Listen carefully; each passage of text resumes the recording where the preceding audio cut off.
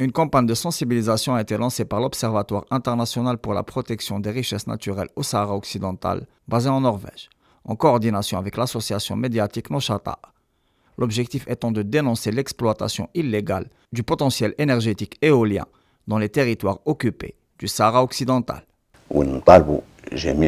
Nous exigeons le retrait immédiat des entreprises, surtout la société allemande Siemens Gamesa et son partenaire italien. Nous leur demandons de se retirer de ce projet qui bafoue les droits du peuple sahraoui, qui viole le droit international, mais aussi la souveraineté du peuple du Sahara occidental sur ces terres qui ont été enlevées par la force et sous la contrainte par le régime d'occupation marocain qui les a maintenant livrés à l'exploitation de sociétés étrangères sans l'accord du peuple sahraoui, ni celui de son représentant unique et légitime, le Front Polisario.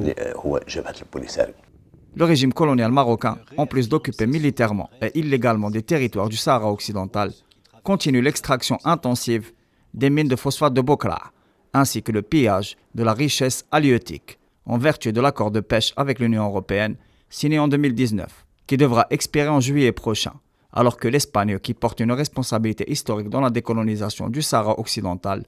assurera la présidence tournante de l'Union européenne. Pour rappel, la Cour de justice européenne a statué en annulant l'accord qui a pourtant été maintenu pour des raisons obscures, dans l'attente d'un verdict final de la plus haute instance juridique de l'Union européenne. À ce propos, la députée européenne Idoia Vilanova, députée espagnole de la formation Unidas Podemos, a exprimé au journal Público que, je cite, « La justice européenne a été claire. Le Front Polisario doit participer aux négociations sur l'accord de pêche Union européenne-Maroc. » La députée européenne a également dénoncé l'opacité des négociations entre le Maroc et la Commission européenne